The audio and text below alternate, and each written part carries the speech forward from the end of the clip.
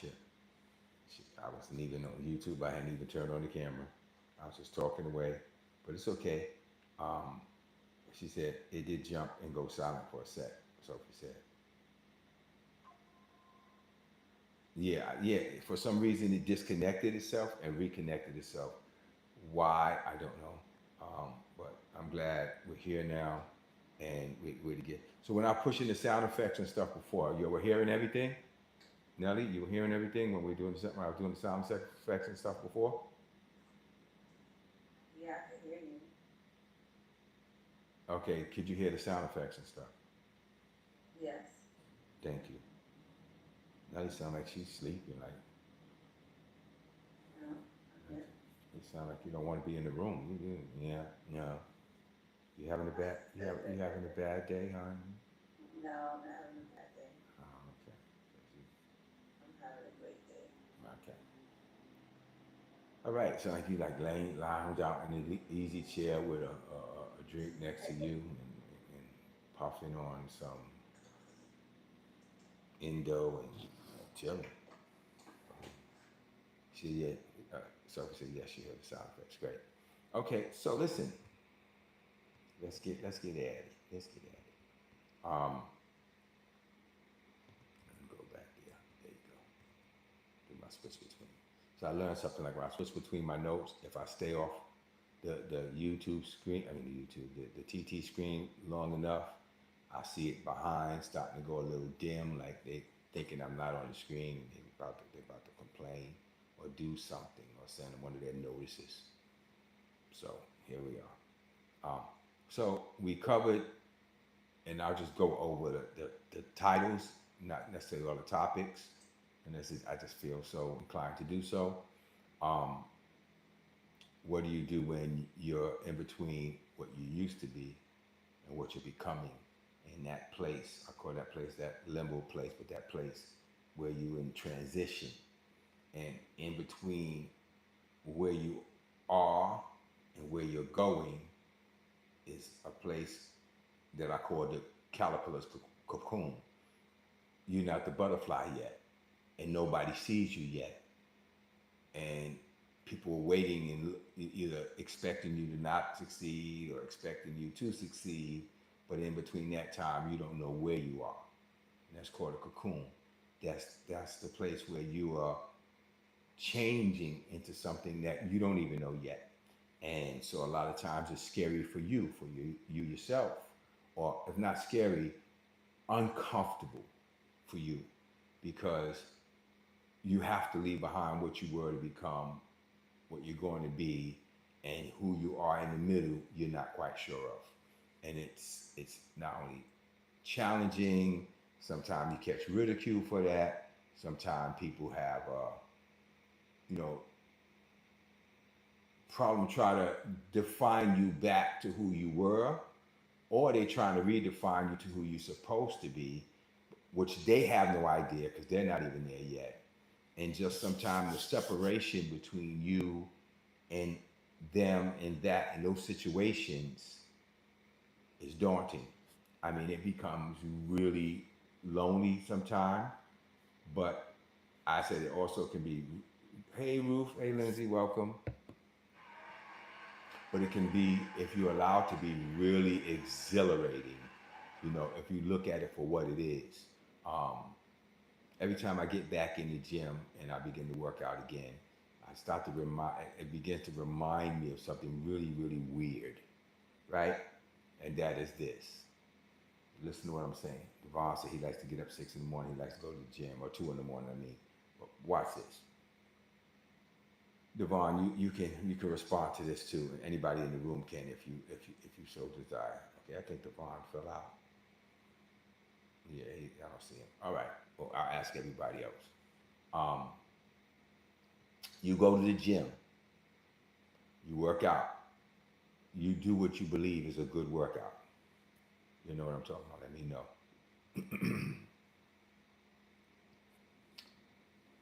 And when you wake up the next day, what do you look for?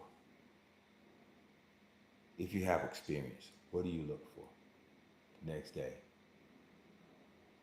Find out where Tia went the next day after you do your workout. Put it in the chat. What do you look for? Oh, welcome back, D. So I just asked a question. When you go to the gym, you go to in the morning, but when you go to the gym, you do what you feel like is a good workout. When you wake up the next morning, what do you look for the next morning? You look for muscles, change in your form, growth, development, pump. What do you look for the next morning? That was my question.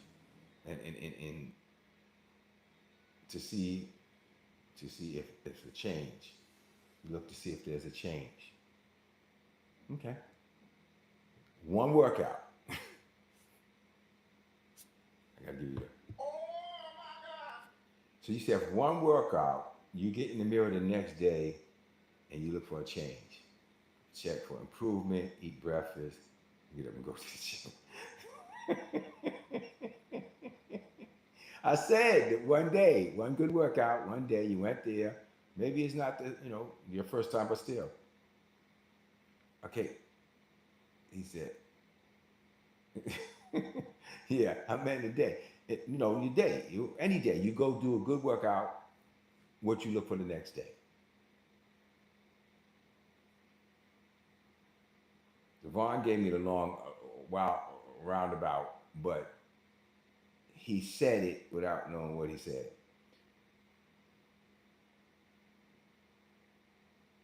Okay, bro,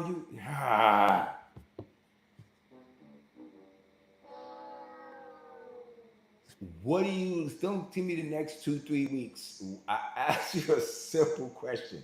What do you look for the next day? What do you go to the gym, you get a good workout in. Hello, Esther. What do you look for the next day? I'm gonna keep messing with you, but I want to see if you come out. My rest because of my body. So you look for rest. Devon said I check for improvement. One day in the gym, and you look for improvement the next day. It's crazy work. It's not true. If you really understand working out, you look for soreness the next day. You expect to be sore, or you feel like you didn't do a good workout. You don't wake up the next day when you went to the gym. Maybe some of you do. I don't know, but that's what I was about to say, soreness. Thank you. You look like if you wake up the next day and you look for a difference the next day. Respect, bro. I like one more.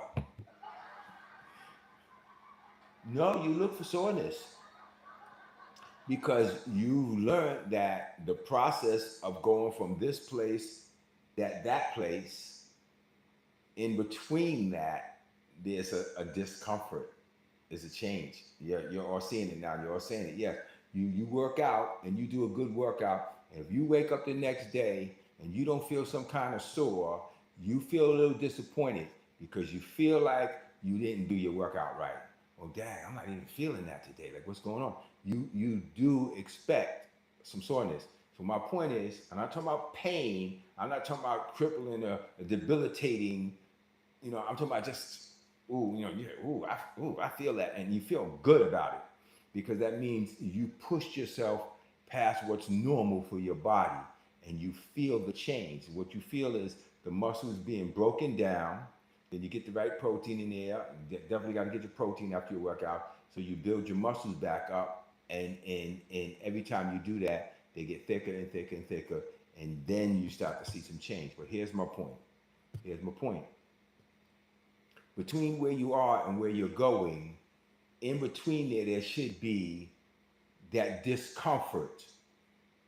Not, like I said, not broken down, debilitated, but discomfort of saying, I'm pushing myself to a place that my mind, my body, my everything is not used to. That's my goodness. that's what you go in the gym for. You go in the gym to push yourself to limits that you didn't go to before. And in between the process of seeing those muscles, yeah, you should be looking for results and all that, but in between where you are and the results you want to see, you have to put yourself to a pace of discomfort. I don't know why it's like that. I've asked God that a couple of times. Why it gotta hurt? Why can't it just feel good? You work out and just feel like good and warm and fuzzy and tingly inside. Like why what's this pain thing all about? Like I don't know, and don't ask me for the answers. I don't know. But what I do know is we understand the process of pushing from one place to another. It's challenge. You can put in the chat challenge. It feels like challenge. It feels like you're being forced into something that your body is like going, you don't want that, but you want it when you understand what it brings. So here's my point. When you're going from where you are to where you want to be, the transition season sometimes creates a soreness. It creates a discomfort. It creates a separation from people, separation from circumstances. The thing about wanting to eat for fun, but you know what that gets you. So when you begin to discipline yourself and say, well, I can't eat that. Well, I don't need to do that. I mean, one of the things that Nellie's got me really into hardcore is reading packages. What's in there, what's not in there, what I want to eat, what I don't want to eat. Oh yeah, make sure you text Q. Somebody text Kwame and let him know we're on. So, and I want to make sure after today, I do not want to have another live where we don't have the text blasting and add all the names to it that's supposed to go to it, so we shoot out our text blast. Because I have people getting in on Instagram and stuff, which I don't even really check like that, asking me, so when do you go live again? And I'm like, okay, if that text went out every week, we would not be having this. And not just the day of, but the days coming to, like the real pros do. It's coming today, tomorrow, then it's today. Okay, you got 5 minutes. Yeah. Anyway, and another process. But let me see what's being set up in here. All right, you sent 100 comments to my live. I love that. I love that for you and me. Sophie said challenge. Yes, precious. It's challenge, but and you embrace that challenge with love and expectation. So when your guy said, "I expect to see a change," yes, you do, but you embrace that. You embrace that discomfort for the goal. Um, I'm very big on discipline becomes a habitual routine. It's good. That's good for you, man. I'm gonna give you a clap for that. Where'd the clap go? You don't want to give Devon no love. The machine didn't want to give it to you, but I forced it, bro. So I made it show you love. Anyway, so acknowledgement between the seasons it was number one. The space is real and often, sometimes uncomfortable, but sometimes exhilarating. You get to choose. You don't fit your old life anymore.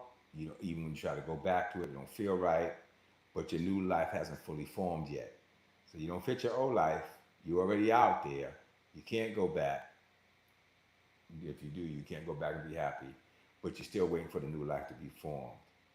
It can feel a little confusing, it can feel lonely, it can feel frustrating, or it can feel excited, exhilarating, and high in expectation. And that's up to you. It's all about mindset and the way you look at it, okay? This is not a setback, it's a transition. So I'm just reading some of the points from Tuesday, part 2, without re-elaborating all of it all over again so we can get to the next 5. Number 2 was understanding that growth feels like loss, okay? You may grieve your old self, your old habits, and even your old relationships. Um, Point two, what, there's a dog out there. Um, what once felt normal now feels out of alignment. Covered that. Yeah. You know you growing. This is the same thing with the gym. It's like you feel it different. Growth requires letting go before you fully grab a hold of what is next. That's big. I do that example all the time. Hold on to something tight, and then I put the other thing just out of your reach, and say, "Now grab that." And you realize you can't grab where you're going until you let go of what you're holding, and that right there, whew, again, transition, but that space of, but what if I let this go and then that's not there? It doesn't matter. You're not going to find it until you let go, and that's big. So growth requires letting go before you fully grab hold of what's next, and you'll hear me teach that all the time. You can't go where you're going, staying where you're staying. It just doesn't work. Um, Number three was resist the urge to go back. That's a big one. That's a big one. That's a big one. That one's big because when it feels like it's not working, our normal instinct, even habitually, is to go back to what we know. The hardest thing I've had to deal with, even dealing with Nellie, was the way she uses to work and the way she's used to working. And that is getting up early in the morning and working late into the night. And I always say, but what has it gained you financially? What have you accomplished really by doing that? But still, I still have to say to her, why are you working all night? Because that's what she's used to doing, even though it doesn't produce. It's become part of her culture, her habit, her flow. I don't know. I don't get it. And I used to tease Lindsay about it, and now I tease Nelly about it. Welcome, Edwidge, of being in the room there working her behind off all into the night, and I'm sitting out here watching, television, because I did what I'm doing for the day, and I'm done. Yeah, but you got to get this done. You got to get that done. Try not getting it done for that night, and see if it's still there in the morning. I promise you, it'll be still right there waiting for you when you get up the next day. If I don't get it done tonight, what happens? What happens? You don't what? You wake up in the morning and you don't wake up, it'll still be there. Trust me. But resist that urge to go back to what didn't work, or the old you, even if it worked in that place, it doesn't work in the place you're going. The old version of you feels familiar, but familiar is not always your future. Okay? Don't shrink back just because growth feels uncomfortable. Don't go running back to what you know. I don't think, when I'm talking about Nelly, and I used to talk to Lindsay about this all the time, as partners, business partners, I don't think that the growth feels uncomfortable to them. I think that we start to believe, and I want you to listen to me real close when I say this, you start to believe, like we lie to ourselves and convince ourselves that if we keep doing that, what we're used to doing, eventually it's going to instantly turn to something else. Definition of a sanity statement. Doing the same thing the same way, expecting. But I didn't do it the same way. I twisted it a little bit to the right. Okay. And how long will you go if you stay there before you twist it right back to the left and get it right back to where it was? Sometimes we believe that consistency in the familiar will bring a change, and it's not. It's consistency in the unfamiliar or in the new direction that will bring a change. I want to make sure you make note of that. Consistency in the familiar doesn't change. Consistency in the new direction makes the change. That's important. That's a big one right there. So let's keep that going. Right? Don't go back. Resist the urge. You didn't come this far to return to who you used to be. I know that sounds, some of the stuff sounds cliche, but man, it's so important. That's why everybody successful says the same type of stuff. This one's very important for those who you who weren't here. So Amanda, these points, I went through detail on them, but just want to go through these points to make sure you feel caught up. Um, Give yourself permission to not have it all figured out. Allow yourself the grace to be wrong or make mistakes or not know what you're doing. Allow yourself that grace. You can't be so hard on yourself to have it all right when you're just getting started. It's crazy. Or when you're stepping into, and it is not just getting started, but it is just getting started because you're stepping into a new realm. Um, the season is about becoming, not arriving. This season that you're going to is not about arriving right now. It's about becoming. Again, the key word is transition. You're leaving where you are and you're going to where you're supposed to be. And all this space in between is called transition. And I can't tell you how long the space is. It could be months, it could be years, it could be weeks, but it's transition. It's usually never seconds. I've never, in my experience, I've never had a transition in seconds. But when you get there from your final step to it, it feels like seconds. But all in between, if you look at all of the process in between, that transition, um, it's it's becoming, it's preparing you for when you step into the new place, you have what you need to keep what you have. The worst thing in the world is to arrive where you belong and not have the tools. Remember the story of the 10 virgins and the 5 foolish ones didn't bring enough oil. The bridegroom was coming, their lamps was going out, they didn't have what they needed to get to walk in.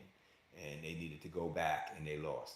So that means doing this transition, doing this waiting time, they didn't come equipped or learn enough.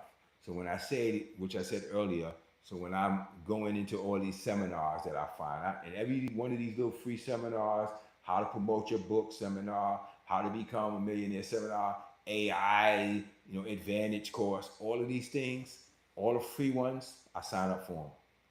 Hours out of my day, sometimes 2 hours, 3 hours a day, and I know they're going to sell, and push you if you don't do it now. This paper clip is worth $50,000, but we're going to give it to you today for just $25.99. Listen, it's worth $2, but that's what they're going to do. But I listen and go through all of that to grab the tools and the pieces I need from it.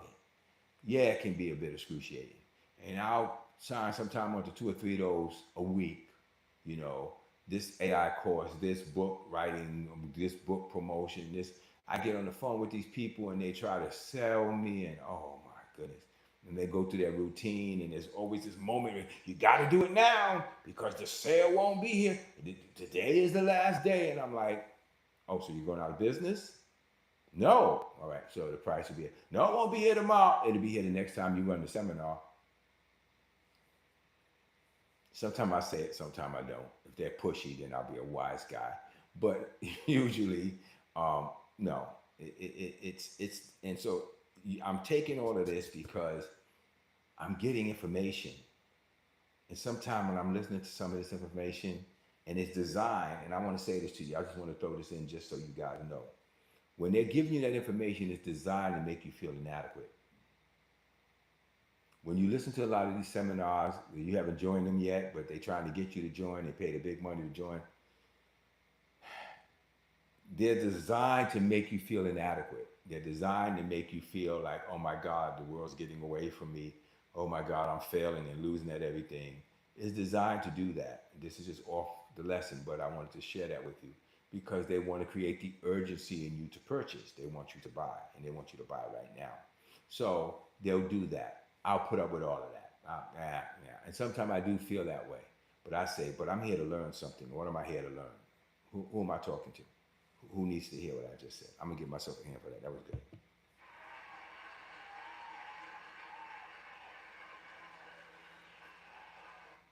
So listen close. In your process of transitioning, There's a little space that is just you and God, man. You know, I always love to give this example of the marathon. In the beginning, everybody's there cheering. Then you start running. And as you get down the road, the chairs get lower and lower and lower. And somewhere in the middle of that run, it's just you and your aching muscles. You going, man. And if you committed to get to the end, you're going. And every now and then, somewhere in that route that you're running, there's somebody there with towels and bottles of water, and they give it to you, and you throw the water over your head, and you wipe your face with a towel, you drink some water, you throw it down, and you keep on running. That's those areas where the angels intercept with you, and just to give you that pump to keep going. But the decision to keep going is yours alone.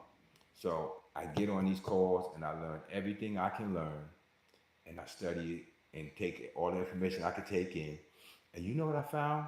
And this is off subject, but man, this is important for you, especially if you're trying to grow to success and get to the place where you're comfortable, wealthy, so you can go to the next place. I never tell people you're going to start here, and then next thing you know, you're going to be a millionaire. I can't stand when those people do that.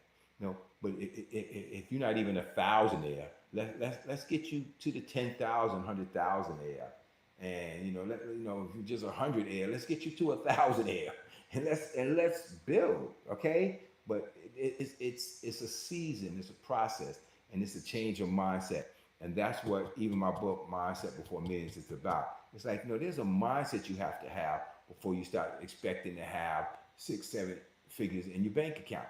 It's a process. I know from experience, trust me. I don't like these things that say to you. And this one I was on today, they were saying, we're going to take you in your book, and we're going to show you how to get your book done, and you're going to be making 7 figures. And I'm like, or $10,000, 50,000, 100,000? You taking them straight to 1 million? Anyway, I digress.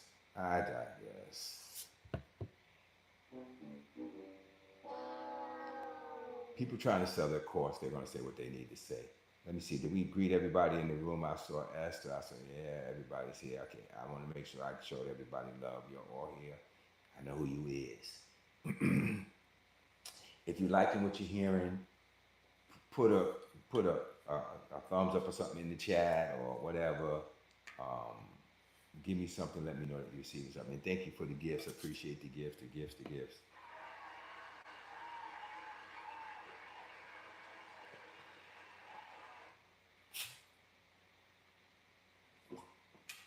Boy, when I go in on the water, I go in. Queen, when you get a chance, I'm gonna your hubby gonna need some more water. Yeah. I saw all of that. Yes, thank you. Amanda said, I love what I'm hearing. Thank you, Amanda. I appreciate that.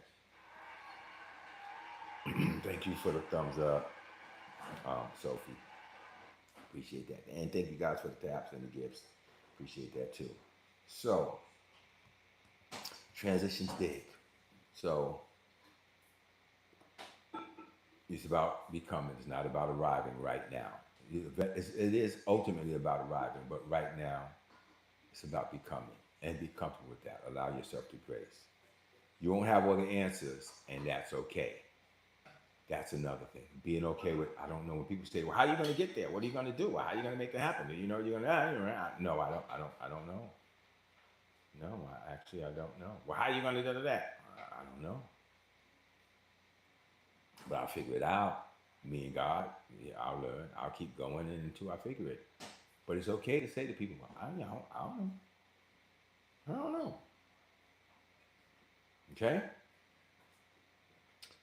Put it down. Thank you, Ed. I love this. Clarity comes through movement, not perfection. Clarity comes as you're moving, as you're going forward. It comes. Sitting there and waiting for everything to be perfect, you're not going to move. That's scripture. I make that up. He regards the wind will not sow. He looks at the clouds will not reap. You can't look at circumstances, situations. You just have to go, and the clarity will come as you go. sense will come as you go. And I'm gonna go back to me jumping in and out of these seminars. Sometimes I'm hearing the same stuff over and over. Sometimes I'm hearing stuff I never heard before. But here's what I am learning and what I'm knowing to be the truth. Stuff that sounds foreign to me and totally like out of place and made me feel insecure or made me feel like I lacked or didn't have what it takes the first time I heard it. After I heard it 2 or 3 times, I'm like, oh, okay. I get that. I get that. And that is what putting yourself around it, even in conversation, does for you. It makes the stuff that didn't even sound like English to you make sense. So, clarity comes through going forward. It comes through movement. It doesn't come through sitting there waiting for everything to be right. If you like that, you give a thumbs up or something. Let me see what's in the chat.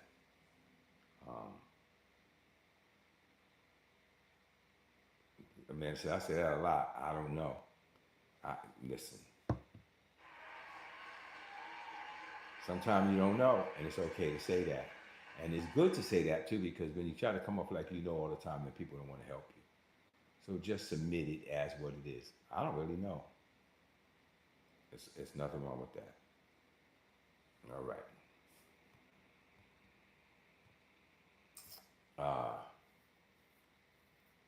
Number 5, the last one from last week, which I'll knock that out real quick. Stay committed to the vision. You got to keep, now the method may change as you grow and as you learn and as you confront. But your vision should stay solid. It should stay focused. The road you thought you were going to take, you might realize you got to make a turn to the left when you thought it was going to be right. That's okay. But don't let situations and circumstances diminish your vision. And I use this example regularly when I started my tech company. I had my whole idea in my mind of what I was going to do and how I was going to do it.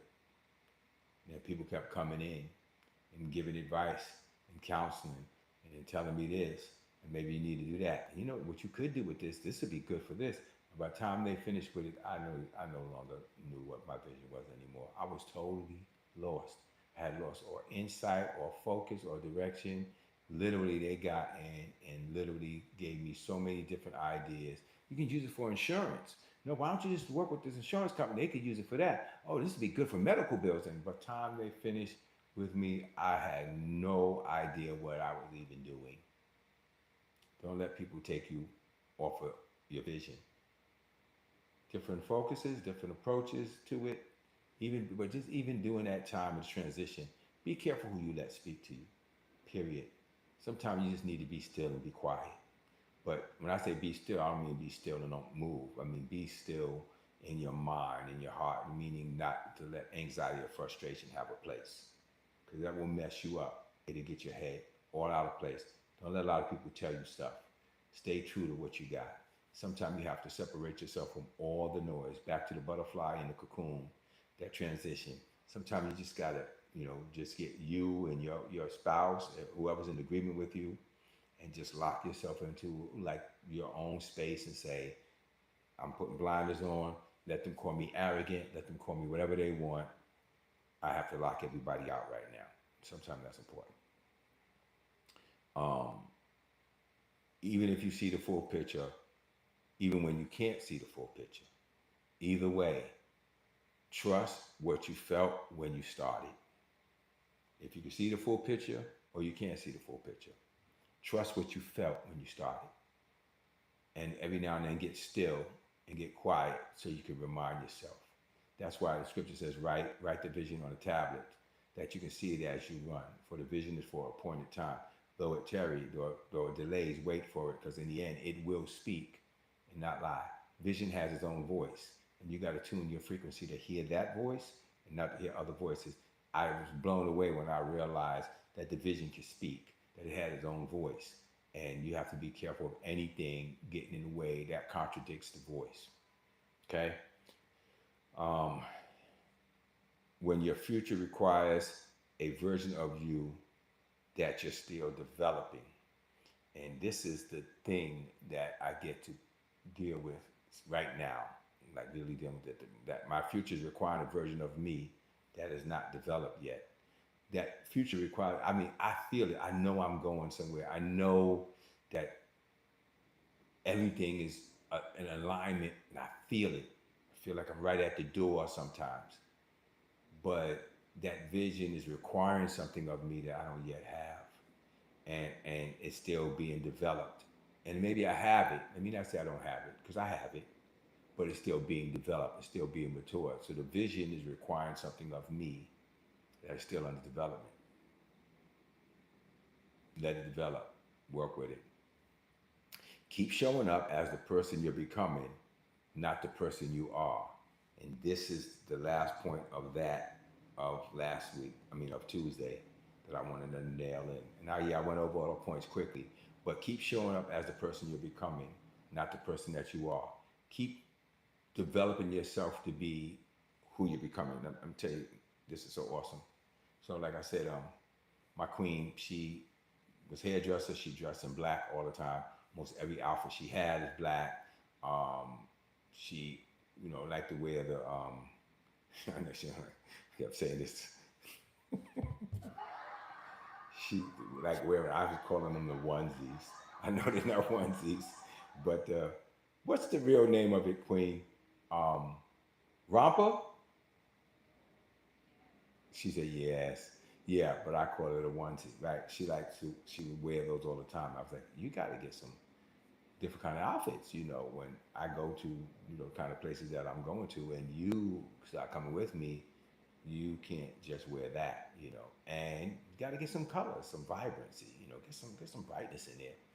And she just a week before last week, I don't remember, she just decided to go online and she just did uh, a mass shopping of outfits, and then they all came and she had to put them on, and she had to model, and she modeled them all in front of me, and you can see the energy change in her. I could see what the way she walked changed. It's just there's a whole brightness that happened because she's walking in, she's showing up as who she's becoming, not who she was. And it's different. I'm not used to wearing anything like this. And then she's got a couple of short sets. She's like, I've never worn shorts. I don't ever think I've ever worn shorts. So, so this process is new for her, but it's awesome because she's showing up now as who she's becoming. She's getting herself ready. And that's part of the whole gym thing. Okay, so her and I both. I want my tummy flatter, and I wanted it, and I want my chest to have more power. The definition, I wanted it. Well, there we're showing up, and we're getting things to match who we're becoming. We're not buying even clothes and stuff anymore to match what we used to be. We're literally trying to get stuff that, and I'm not talking about being flamboyant and ridiculous. I'm talking about just preparing yourself for who you see you're supposed to be. I think that was good. That was a good wrap up.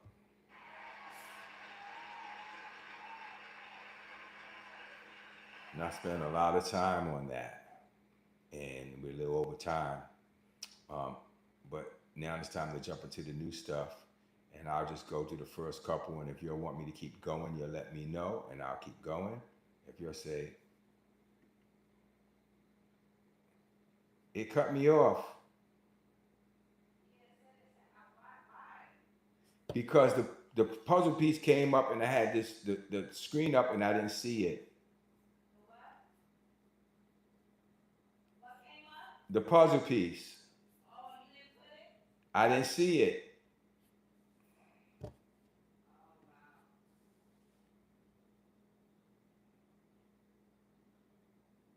Wow. See, you gotta be very careful with that. Oh, we'll let them know we're back.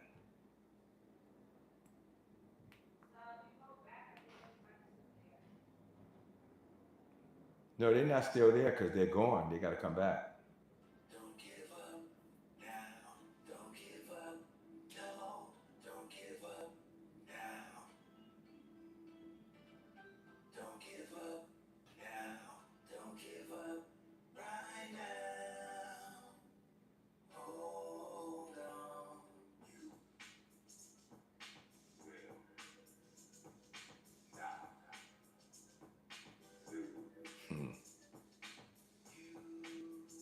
Thank you guys for coming right back. So while I was on my notes, hello again, and thank you for coming back.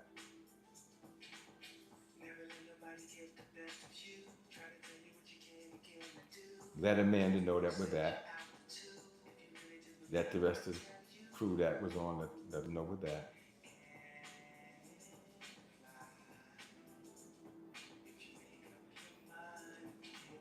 Hmm.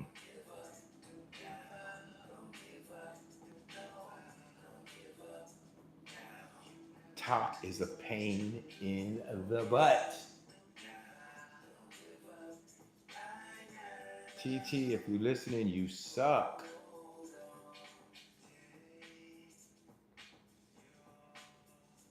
I would love to create my own platform.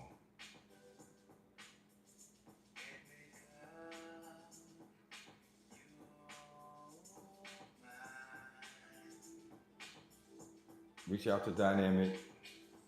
Reach out to Amanda. I don't want them to miss out.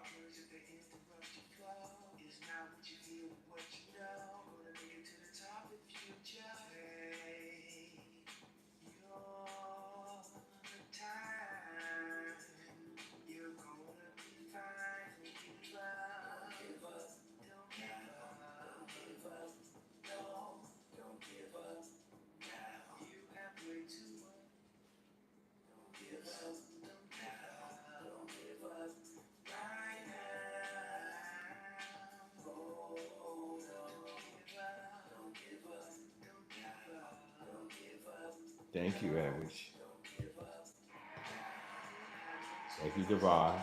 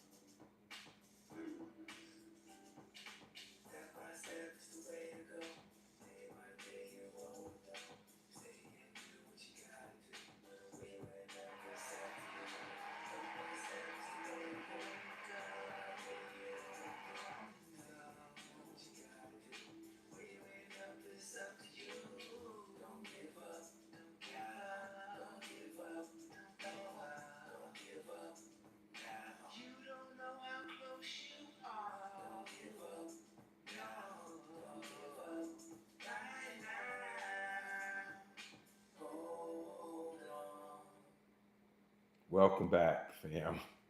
Okay, so I talked about it and I missed it. So what happened? Here's what happened. That little stupid puzzle thing that comes up on TikTok, or you got to slide the puzzle over, came up, and because I had my notes up on the screen, I didn't see that the screen turned dark, and that the little puzzle thing came up, and so it kicked me out.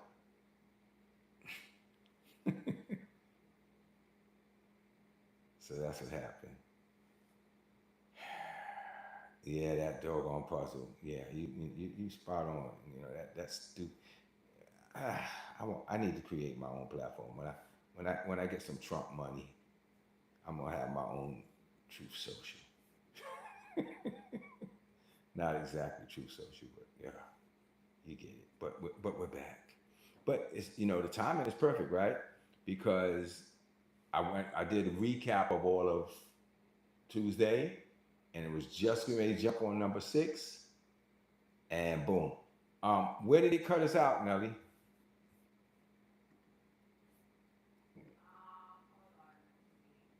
I'm sending out the invites. Of course, if you can't come in, you can't come in. It's okay. Yeah, you were just getting ready to start number 6. Perfect. Okay. Boom. I did the invite, so you're welcome to pop in if you want to pop in. If not, don't worry about it. No hard feelings. Well, thank you, family, for coming back. Evans was back for a minute, and then she's gone again. Okay, well, I'm gonna give a hand to Earlier. We're back.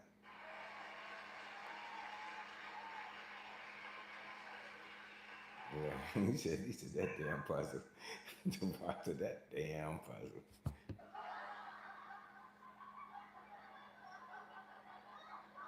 All right, well let's get at it. Well, anything you want to say? I see you the two of you that popped in here. I know Devon. You always have something to share. What you got, brother? What you got, my brother? One of the things I definitely want to share with you, Mr. B, is discipline is everything. No matter what type of discipline you have, whether it's business, working on yourself, mentally or physically, always do your best. I like that. That you should put that on a T-shirt.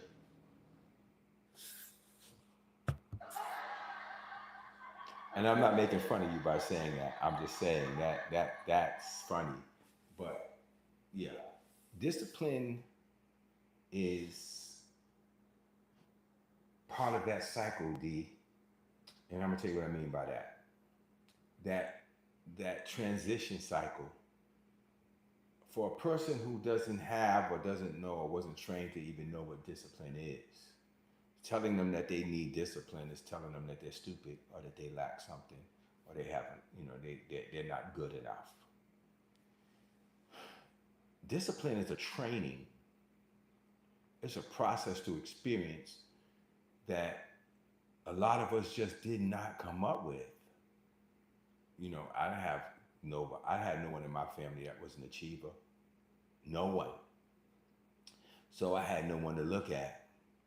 Now, I won't say her name, but she's here. She has a family full of successful people and had all kind of discipline, but they weren't teaching it. They weren't passing it on. They were gatekeeping.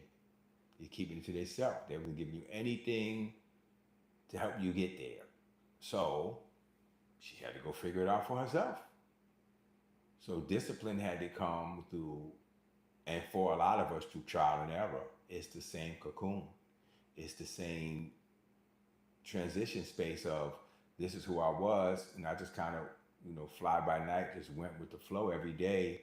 And now you telling me I have to learn some kind of discipline in order to become great. Well, I don't even have that in me. I don't even know what that looks like. I don't even know where that starts.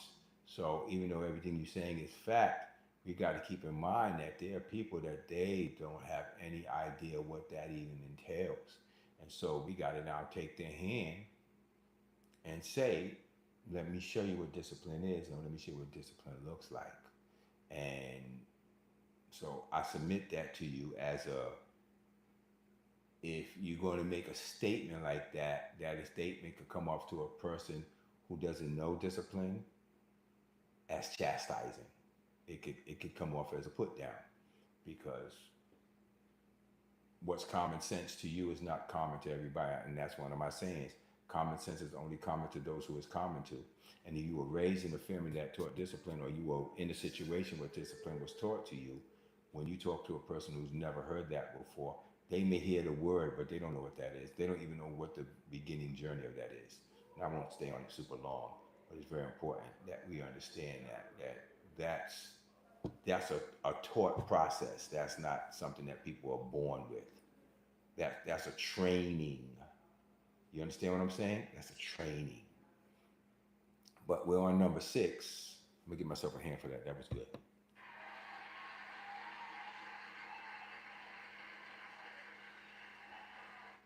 So let's do this. Number 6, guard your mind and environment. Guard your mind and your environment.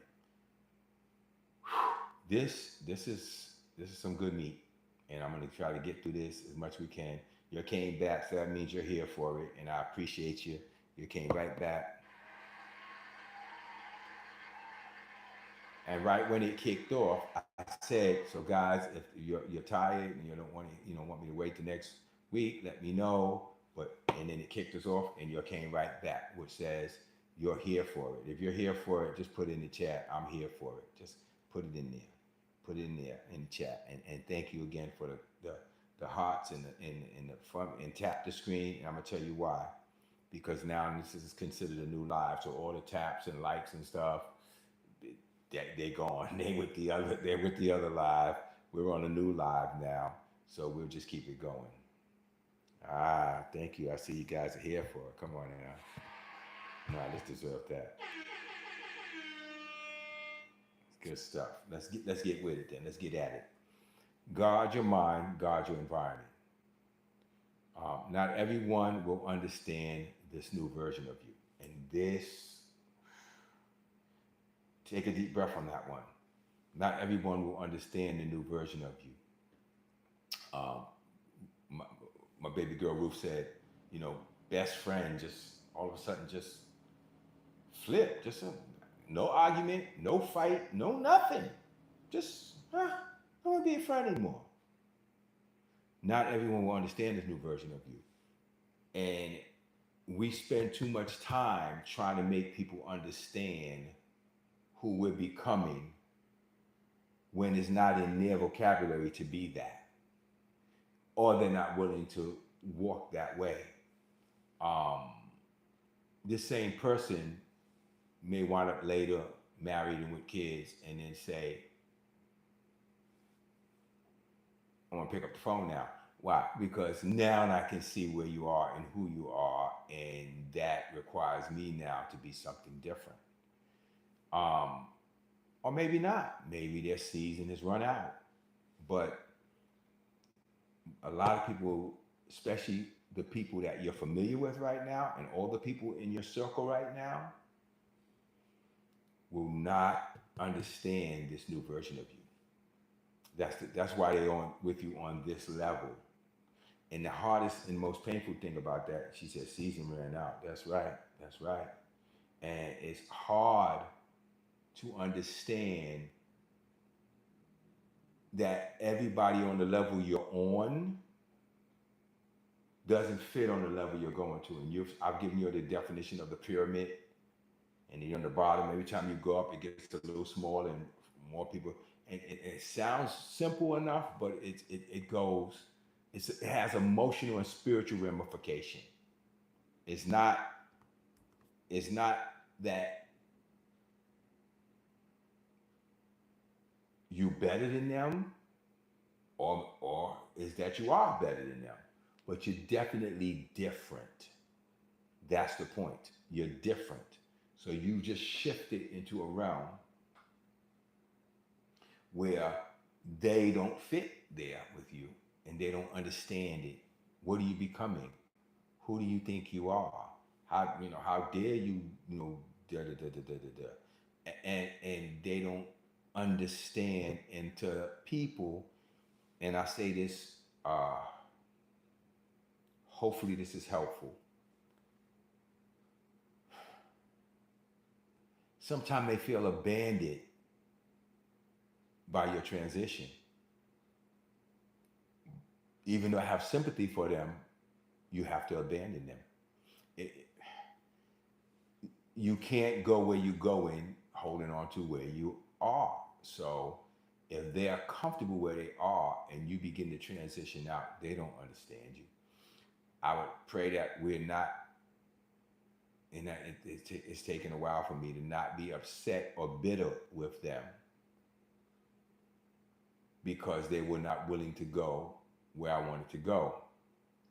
In my former relationship, I was very angry and very bitter because I thought that we were on the same page. And maybe at that point in the beginning of the relationship we were. Well, no, I don't think we ever were. Let me stop lying. Let me stop lying. We was never on the same page. And I knew it. But I kept thinking that through process and time and association, we would become on the same page. It never happened. It didn't. And it, not no disrespect to that person, but it wasn't in their DNA. It was in mine. And so I had to stop and say, dude, you can't really blame them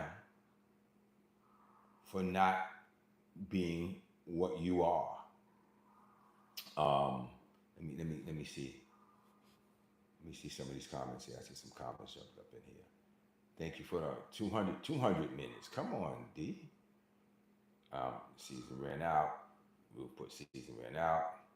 My mother always said, People are in your life for seasons and reasons, and sometimes for no reason, for seasons. Sometimes people don't even have a reason to be there. They just happen to be there, like that the drunk standing on the corner. He just lives in the neighborhood. There's no reason for him to be there. He's just there. And I mean, that's real talk. I mean, I'm making light of it, but it's true. There are people there that they don't have a reason to be there.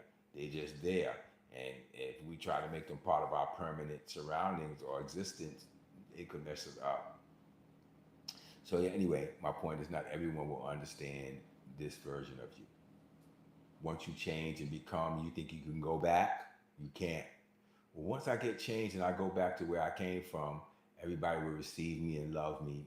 They won't. They won't. Most of the time they won't. When you go back to your old neighborhood, they won't. When you go back to your old family, they won't. Okay, let me give you an example. How many of you saw the Little Richard story? That movie they did on Little Richard. How many of you saw it?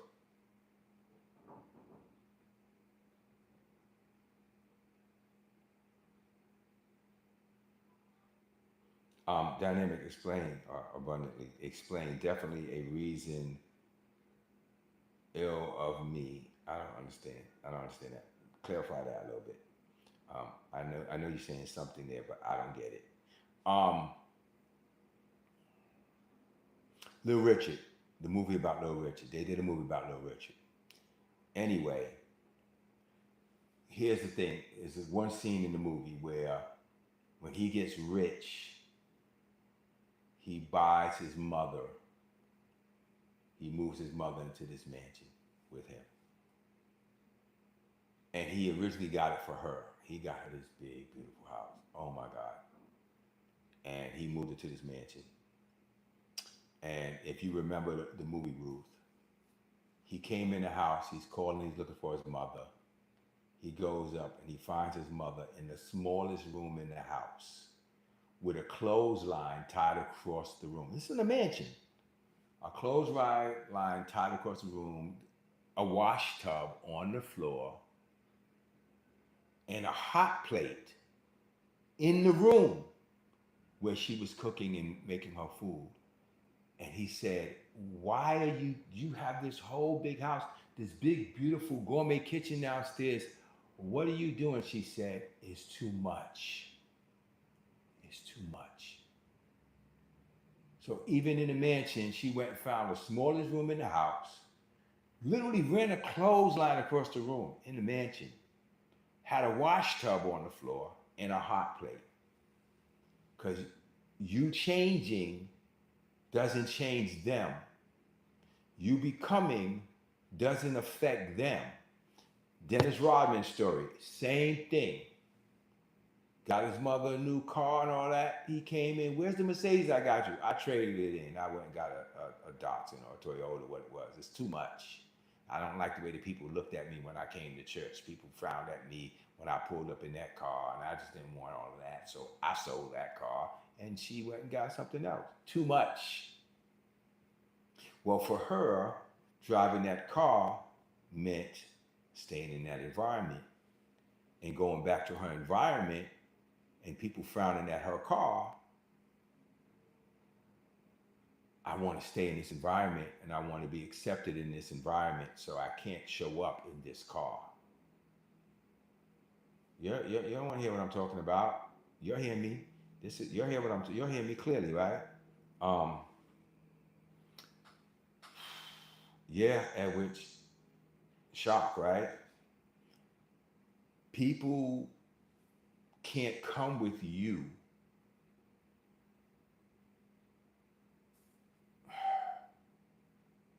where you're called to be. So sometimes that becomes a whole new environment of people. And people say, well, you forgot where you came from. No. And I say this to people all the time. No, I remember where I came from. That's what's keeping me going forward. That's what's keeping me from going back, because I remember where I came from. And I don't mean to make this as negative as I'm about to make it, but I remember when they said, when they were interviewing I think Young Dolph it was, rapper, and they said to him, "You got to get out your neighborhood." Nah, that's you. He said, I think it was the Charlamagne. He said, no, most rappers get unalived going back and hanging in their own neighborhood. You got to leave the neighborhood. That's your thing. And he went, and he took issue with him saying that. And it was not long after he was in the donut shop buying donuts and somebody drove by and lit the place up and took him out. In his own neighborhood, going back, trying to be the hero. No disrespect, but where did Nipsey Hussle get unalived? In his own neighborhood. You can't go back sometimes. It's not your place anymore. You've outgrown it. And I didn't mean to kind of take it into this kind of sad place. But it's the truth.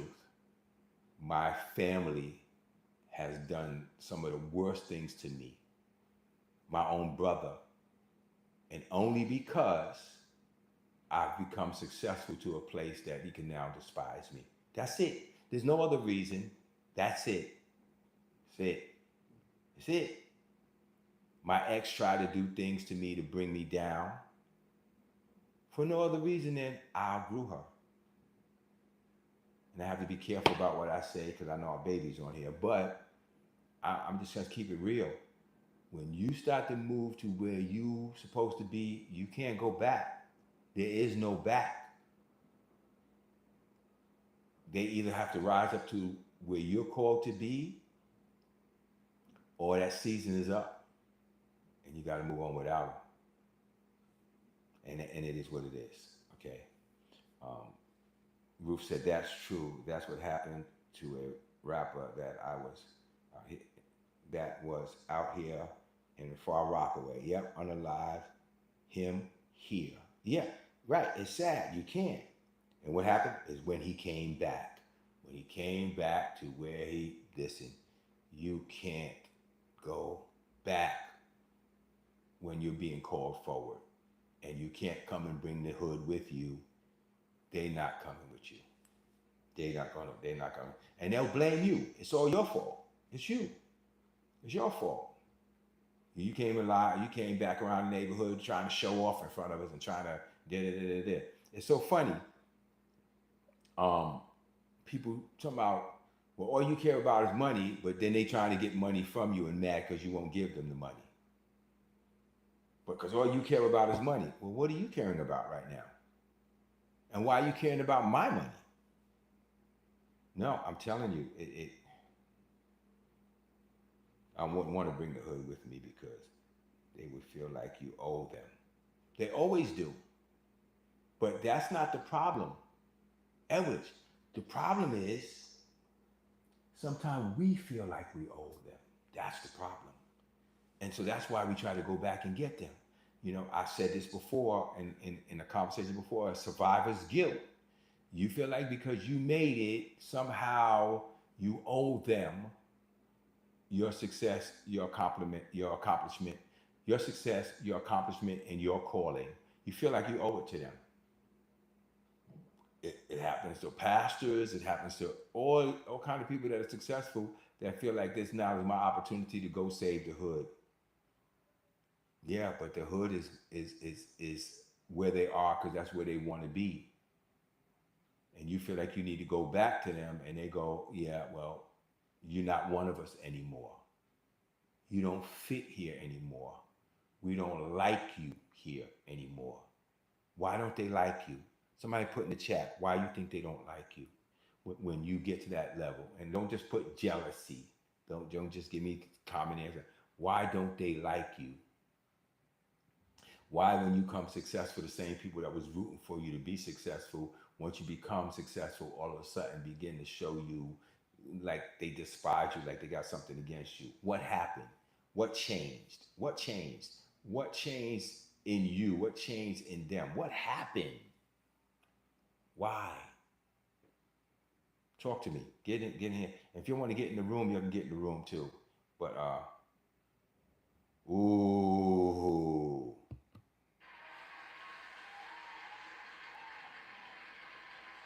Edward said it, you exposed something. That was because you were able to accomplish something that they could not or haven't yet. Okay, but why did it? But you're right. But Edward is more on the spot because you passed them, and now they're exposed for no becoming. Right. Okay. So yeah, in between all of those comments is correct. So I give you all of that. You expose them. That's not your intention. That's not what you mean to do. Your siblings, why David's siblings had that animosity toward him. Why Joseph family had this animosity toward him. Because his desiring to be what he was called to be exposed something in them about themselves. You can't go back because you going back says to them, I succeeded, why not you? You're calling them a failure sometime even though you're not trying to. I'm just trying to help to come and let them know you could do it too. If I did it, you could do it. That's what I'm trying to say. I'm just trying to tell you that if I did it, you could do it too. And they're like, no, that's not what you're saying. What you're saying is that you're better than me and you think that you could teach me something and ain't nobody asked you to teach us nothing. We was fine with our little lives and here you come all up in here sashaying around with your little luxury car and your little expensive clothes and your little Gucci bag and nobody asked you to help it. That's what it is. You're calling them losers without even trying. Yes, Esther, absolutely, absolutely. They think you're calling them a failure by winning. Absolutely, absolutely. And you're not. You genuinely want to share the goodness that you've achieved with them, and let's all now celebrate and party together. Nope, nope. Yes, they think you're calling them a failure just by pursuing your dream and winning. Is this helping you guys? Give me some taps. Give me some love in the chat. Do something. Let me know. Let me know you with me. We're at 36. Let's get those taps up there. This is some strong stuff. It's getting hot in here right now. It's getting real in here right now. Amanda, I'm glad you were able to join us for this one. This it's getting real. The past couple of lives we've been going straight to the dungeon up to the heavens. We've been knocking them out. Yeah, and I spent a lot of time on that one point. Not everyone will understand this version of you. They just won't. And you're going to spend your whole life trying to make them understand. Next point, we stayed under 6 and point 1. Point 2, be mindful of the voices that try to pull you back to the old patterns. I can talk on that forever, but I'll just make the simple point. Based on everything we just said, I want you to be mindful of those voices now that you understand a lot of times what their motivation is and what their feeling is. I want you to be mindful of those voices because they are speaking from where they are. They're not speaking from who you are, what you are, or where you're going. So you have to be very careful. I'm not saying cut everybody off, but when you listen to people now, when you listen to family now, when I listen to so-called, well, I don't really have friends like that anymore. I mean, I can tell you, I got my team and my family. That's the Vision Builders family, but and JC and my family. But family like that. I talk to my daughter. I talk to my granddaughter. I, I'm I'm really at this point trying not to have relationship with that vibration and that energy. It's not good for me. And it's not the first time when I first moved out to Florida, but I went through a whole depression about the family separation. But now I'm kind of like,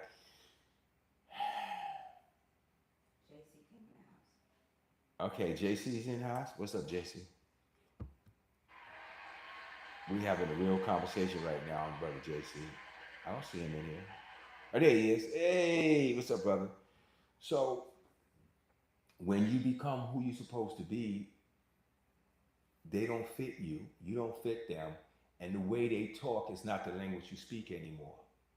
So yeah, they'll say you stuck up, and they'll say you bougie, and they'll come at you with all kind of ways, and only because to them you stepped into a realm, and as we just said, you're winning. They perceive that as you're trying to call them a loser. You're not. You really want to help them,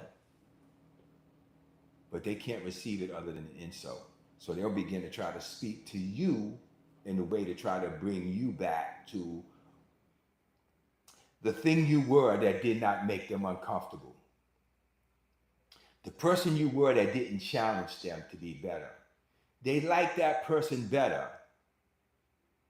I remember when I first started working out years ago when I was really into my fitness, and I remember somebody in my family saying to me, well, you got to be careful doing that stuff because you can hurt yourself. What your fat A know about? You know what I'm saying? What do you even know about that? Because to them it's like you becoming puts a light on me that makes me feel insecure. So to not feel insecure, I have to say things to you to make you not be what you're trying to become. So be mindful of the voices that try to pull you back into your old patterns. Again, it's a separation, it's a disconnect. In this season of transition, it's a disconnect. It's where you are, that pattern or that season of being alone in a cocoon and then coming out the butterfly on the other end. And in that area, when you come out the other side, there's people not going to be there. Family, friends, family, they're not going to be there because what you become shines a light on me. Or if they are there, they're there with a sense of entitlement, like you owe me something because you arrived. And yeah, be mindful of the voices that try to pull you back. They'll try to come around you, but they try to keep telling you what you're not. Be mindful of that. Surround yourself with growth-minded people, even if the circle is a small circle. Surround yourself with people who have a growth mindset, that people who think like you, people who talk like you, people that want to be where you want to be, and people that are striving towards success are happy about you doing it.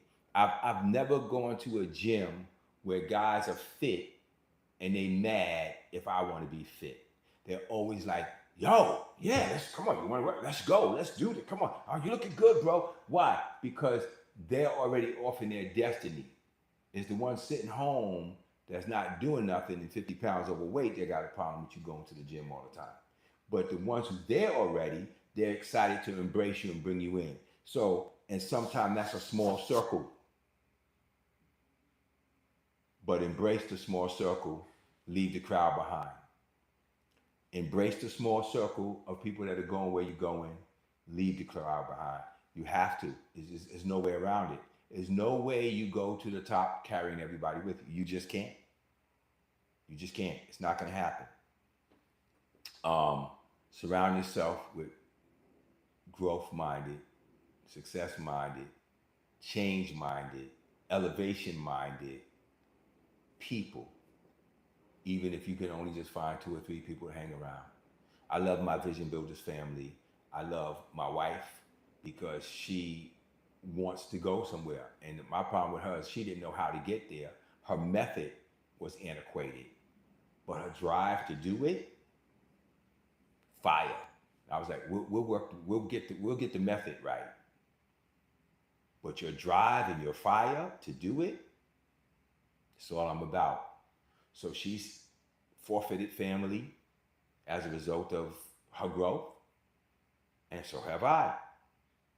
Like I said, friends, I ain't having a lot of friends. So let me see. Jay-Z said the majority of people aren't okay with consistently growing because they love comfort.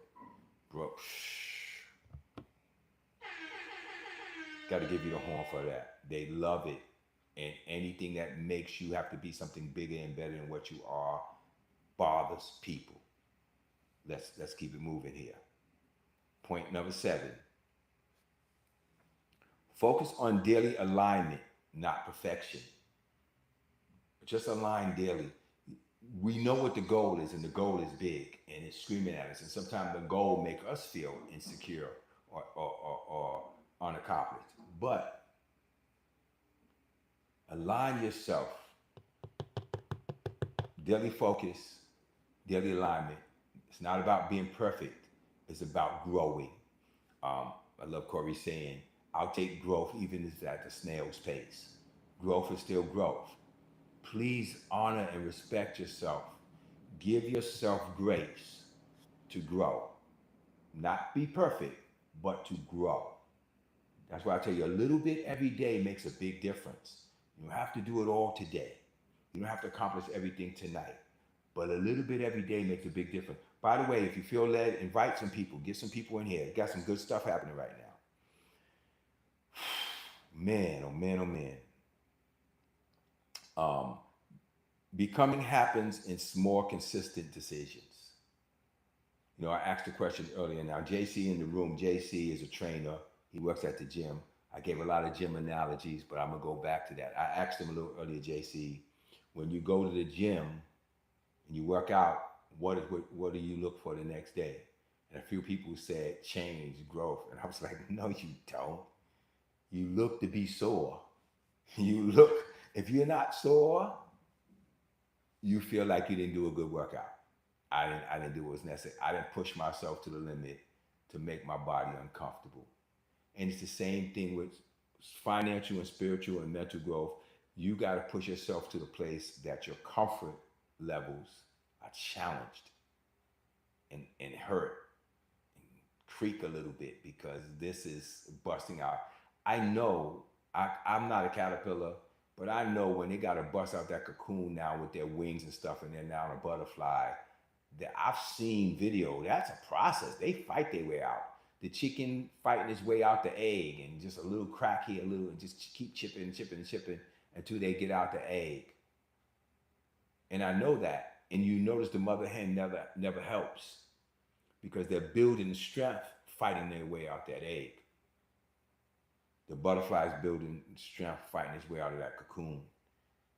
It's a discomfort that you welcome because it's necessary. So daily.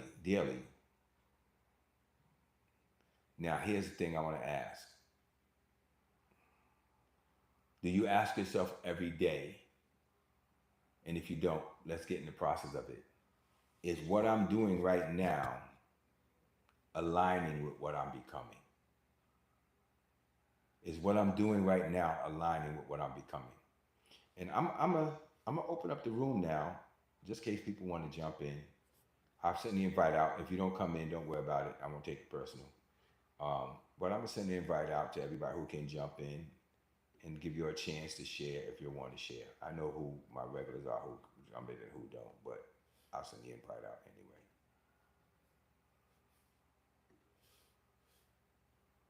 Now, let me go back to my point.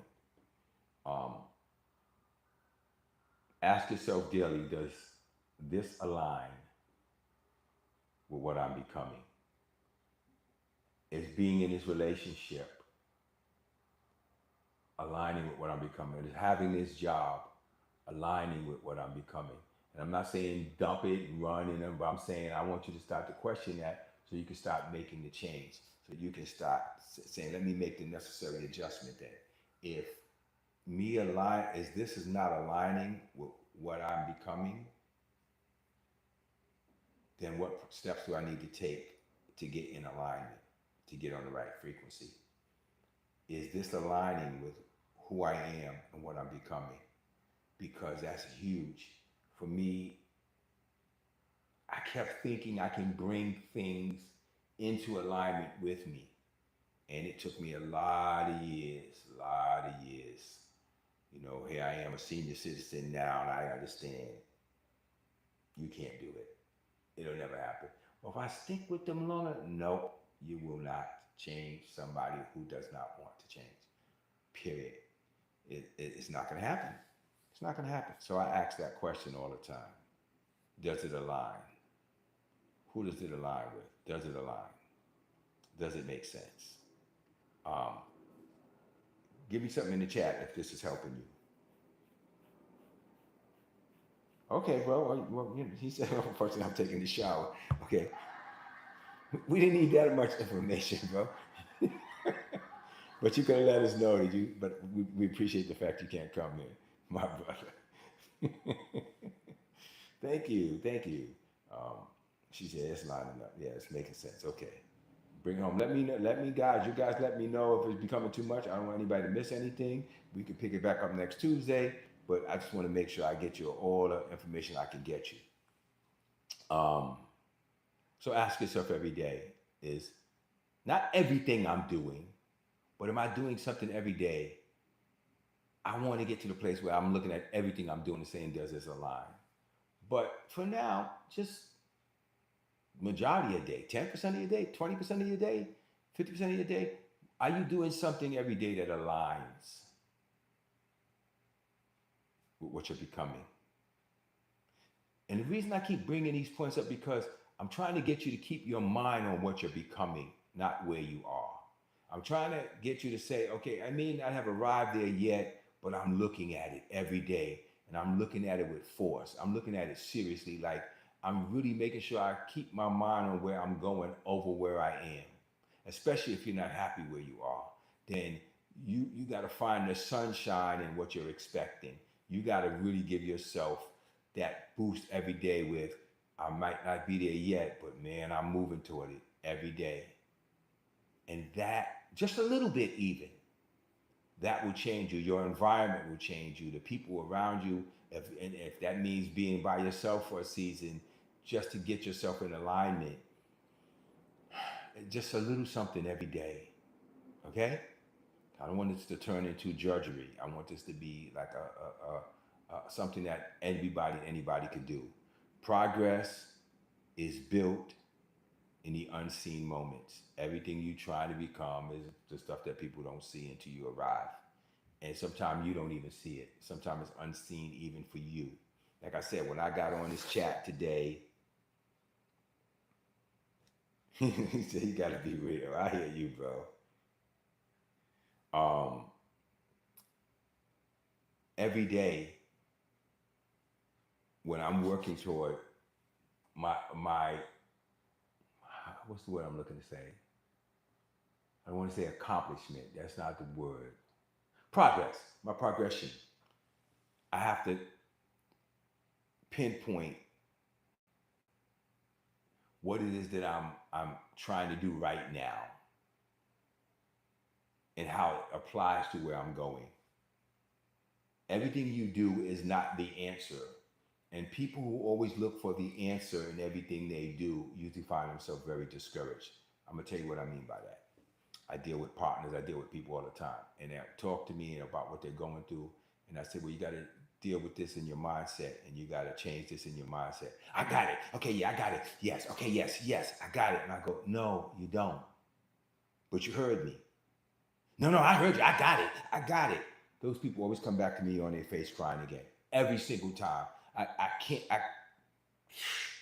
cannot, let me laugh at them. I cannot tell you how many times. Have you ever talked to a I know person? Everything you say, no, I know. Yeah, no, I know. Yeah, no, yeah, I heard. No, I know that. Yeah, I know that. And that person is never succeeding at anything. But they always know. Everything you try to, oh, no, I know. Yeah, no, yeah, I know. People come to me to be mentored, and as I'm giving them advice, oh, yeah, I know. Oh, no, I know that. Then why are we even talking? Why are we even talking? If you know, if I go to a gym and I get a trainer, I've worked out for years. I've had trainers for years. I don't sit there telling him what I know. I'm there right now to be a student. I'm not trying to be a teacher. Humble yourself. Sit yourself down. Shut yourself up. And here we got to say, I'll ask questions.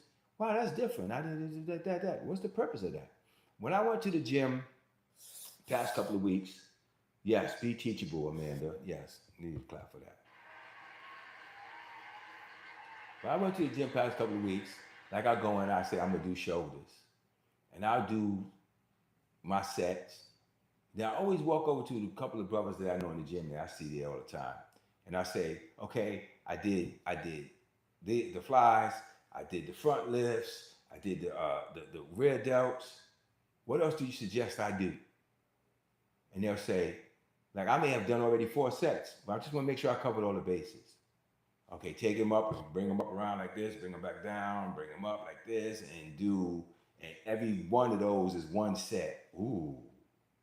Now I already did side raises, I already did front raises, but they just told me no, do nothing. You do circles and just do. And I went over there and I knocked out the sets. Oh no, I already did toe shoulders. I did the sides. I already did all that. No, listen, it's not time. You always need to show what you know. Take the lesson, get the education, shut up and go do it. I digress. I'll get over that. I'll leave that alone.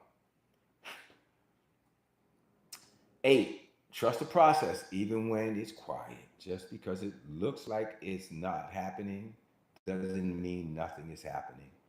Just because it doesn't look like it's happening doesn't mean it's not happening. There's so much going on under the scenes, in the cocoon. That's what I call a transition place. There's so much happening in that seasoning. I must be hungry. There's so much happening in that season that you can't see at the moment because of your your perspective is covered or blurred at the moment. You doing things and you don't think that anything is happening, but every little thing you do pushes the needle forward a little bit. Please hear me out. Trust me on this. It's happening. It's happening. That little, listen, I tell people, well, I'm the gym and this and that. Okay, well, get up in the morning when you get up out the bed, before you get out the bed, lay back down and sit back up 10 times. Yeah, that ain't no real act. It's better than what you've been doing, and any change is change. And this is like I tell people this all the time. Any change is change. Any change is change. I remember when I used to bench press like close to 300. I can't even go anywhere near that right now. But I'm doing the steps to get there. If I get frustrated because I'm not there, I'm never going to get there. I'm going to get frustrated. Any little bit of change you do is change. And trust me, the realm of the spirit is reacting to that movement. Any change in your direction of greatness is change, even if it's a little change. So just because you can't see it doesn't mean it's not happening. Come on. Yeah, it's happening. Yes, it's in that change is inevitable. All you gotta do is a little something. So my encouragement to you is just do a little something towards your dream every day. I say this all the time. I'm gonna keep saying it. It's important. All right, let me move on. Be mindful of the time. Transition often happens internally before it shows itself externally. I beat this one in the ground. Before anybody sees what you've done, it goes unseen internally first. I get so irritated by people who started a diet a few days ago, maybe a week ago. Can you see I'm losing weight? No, no, I can't. No, no, I don't see it. And neither do you. I can feel the difference. Okay, fine. If you got to ask me, then you didn't get there yet. Just keep doing what you're doing, and eventually I'm going to walk up to you and say, whoa, you look different. You shouldn't have to keep asking people, are you winning? Sooner or later, if you keep doing what you're doing, you will cross the finish line. And guess what? Everybody will know that you won. Just keep going. Just keep going. Stop asking people all the time, so how am I doing? Am I doing good? Am I a better person than I was before? Can you see me getting better? Just do it. Keep getting better, and everybody will see it. Okay, I'm gonna give myself a clap for that. That was good.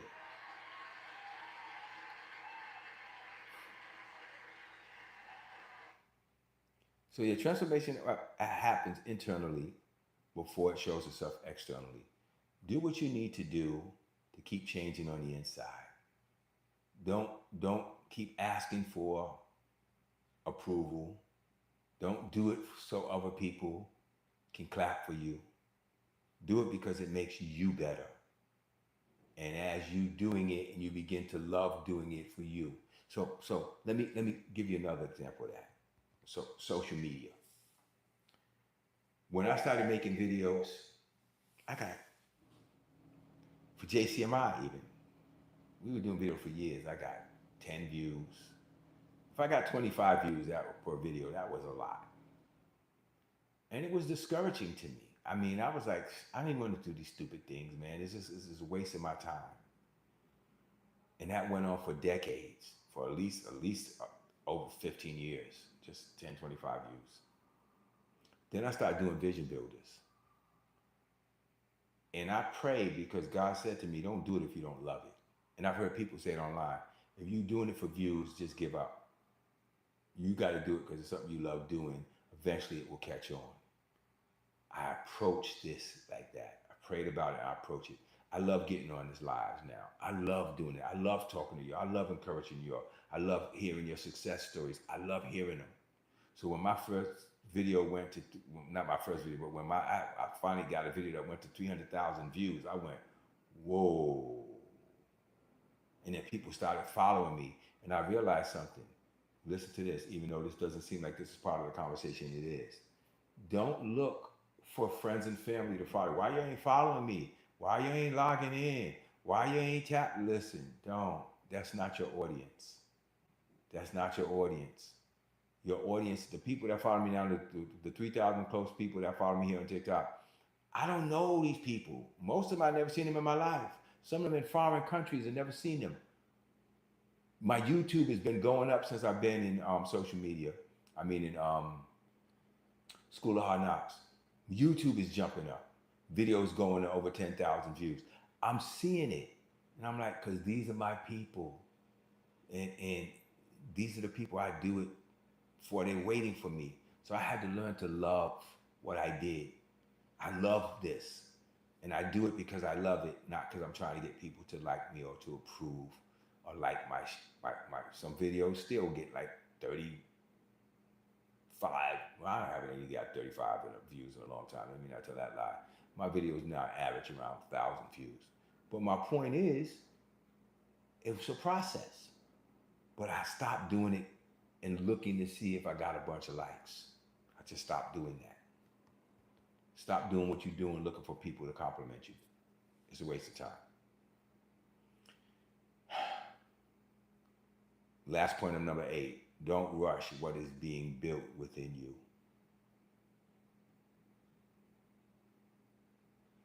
You know what, Jay-Z, you dropping bombs right in here. You dropping bombs right here. Your quote unquote friends and family will be the last to support.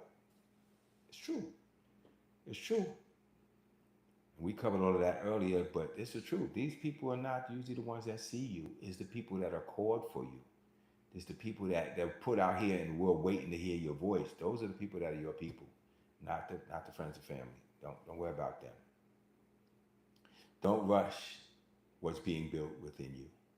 Take your time. Give yourself some grace to enjoy the journey. Take some time away from the journey and walk around. I do that every day. I could be going hardcore into something I'm working on, and then a couple of hours in, I'll stop and I'll walk away. I'll go do something else. I'll go take a walk. I'll even put the TV on just to get away, clear my head, and then come back to it. As a record producer, I've learned that if you keep listening to the song long enough, your ears become, dull. You don't hear anymore. You got to walk away from it. Sometimes I'll switch, put on another track, load up another track just to clear my head and then come back to it and hear again with fresh ears. They call it analysis paralysis. You analyze so much that you become numb and you don't go forward. So allow yourself the grace. All right, don't rush what's being built inside you. Take your time. Enjoy the process. Let it ride out. it eventually will land at its destination. Um, Number 9, and this one is important. We're coming to the end, so this is important. Embrace your new identity. So about the whole thing with Nelly just doing all this clothes shopping and coming out and dressing in front of me with outfits and stuff that normally she would not have worn. She's embracing the new her. And now that she's doing it, she's going, you know what, this feels right. Of course it does. You were always called to this. But you stayed from it because it wasn't familiar. But now that you're doing it, it doesn't feel weird. Like I said, we took her shopping, and she was looking at these flat shoes and these, these kind of, and I saw those. I showed them to you on Tuesday. I saw these heels with flowers on it. Totally something she's never put on her feet. And I said, you need to get these. And she said, yeah, they look nice. And she put on the other ones, and she kind of walked like normal, and she put on those, her whole strut changed. Her chest sat up. I'm like, you feel sexy in those, don't you? She's like, yeah. I said, that's what happens when you put yourself in the environment of what you're supposed to be, and not what you already are. You start to feel things that you ain't feel before. Ooh, where'd that come from? Ooh, that's different. Yeah, but you got to force yourself into environments that make you feel like that, that make you sense that. Who bears witness with what I'm talking about? Give me a thumbs up or something in there. Let me know, or a clap or something. Let me know what you guys got. But that's powerful that you understand that you got to force yourself into environments that make your body feel like, wow, that's different. Yeah. But how does it feel? Feels good. Yeah, of course it does. Because you're now entering into a different realm. So stop speaking and thinking and moving like the person you're becoming. We used to say fake it till you make it. This is not faking it. People may call it faking it. It's not faking it. You're speaking into the atmosphere. You're embracing the you that you are becoming. You're taking the time to know and love the you that you are becoming. You're not faking it. Trust me. Don't let anybody tell you you're faking it till you make it. You're not faking it. You're embracing it. Put that in the chat. You're not faking it. You're embracing it. You're embracing it by acting like it. Stop speaking like, well, who do you think you are, speaking or proper? Whatever. Stop speaking it. Stop moving like that person. Stop visualizing yourself as that person. Nelly was to always picture herself being this cook. So when she was making the video where she was in the kitchen cooking, I was like, you actually living in the dream that you saw, right? Wow. Yeah. Now she's on there and she's ministering and sharing the word with people. She said the room dropped drastically. It'll build back up because people will find you. But guess what? I don't know if she saw it. I don't know if everybody else saw it. Nelly's preaching. This is something she does naturally. When sometimes somebody came in the salon and sat in the chair. She's preaching. She's online right now. I want you to catch this. Even though she's not throwing the title up, Minister Nelly Brown is online preaching and teaching the Word of God. Babe, have you ever taken that into thought? You're acting like, you're speaking like, you're moving like what you're becoming. You're teaching. Online. She doesn't even get up there and say, hi, I'm Minister Nelly Brown. But she is. And she's up there teaching and sharing the Word of God. Oh, that thing popped up. See, I caught you this time. You ain't gonna get me again. Boom, caught the puzzle. I saw the screen go dark, and she said, "Wow, babe." See, she didn't think about it. And Talima said, "And I love that for us. Yes, stay woke." I don't know what that means, Devon. I know you say stuff sometimes, and I know you know what it means. But I don't know what that means. But I love you for it. I love you for it. That's what makes you my dude. It means something. But yeah, yeah. Let's bring it on home. Let's bring it on home. Let's bring it on home. Let's bring it on home. How you guys doing? You guys been here a long time. Should I finish it up tonight, or should I just leave it to next week? Let me know in the chat what you need me to do.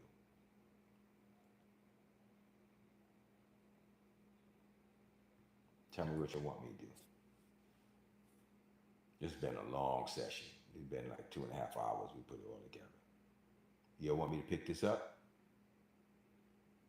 Tell me what you want. Tell me what you want. Tell me what you need. I'm waiting for you.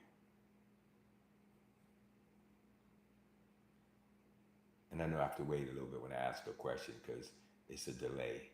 Like what I'm saying and what actually by the time it gets to you guys, I know it's usually a few seconds behind.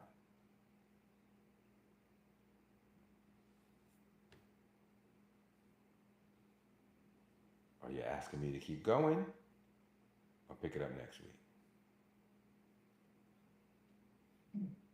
This has been a long session.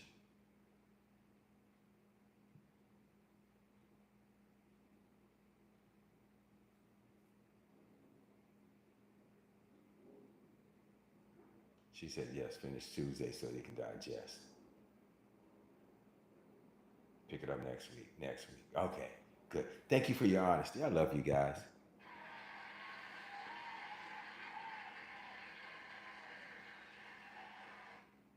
Perfect. It's great. I'm good with it myself. I'm good with the picking it up next week. I think that I could use the rest myself. You guys are the best. Love you guys.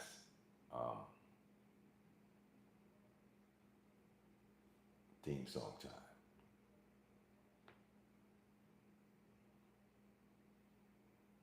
Get out of here. Here we go. So guys, this has been phenomenal. I'm your host, teacher W.D. Brown, getting in here, trying to get you this good, nourishing word and help you out. It is great having you back, Amanda. It's phenomenal having you back. And we're going to get back on here on Tuesday. I was getting tired myself. I'm like, I don't know how much longer I need to go with this. So yeah, this has been a good evening. We'll pick it up from 5 and we'll wrap it all up and bring it home. Look forward to seeing you guys on Tuesday. Much love and appreciation for you getting in here. And listen, when you come back ready. Come back ready to eat. Come back ready to execute. Come back ready to grow. This is a powerful, powerful season and time for us. And yes, this What Do You Do When will be a book. I'm excited about it. And let's keep going. Love you, family. Ready? Let's grow. See you next week.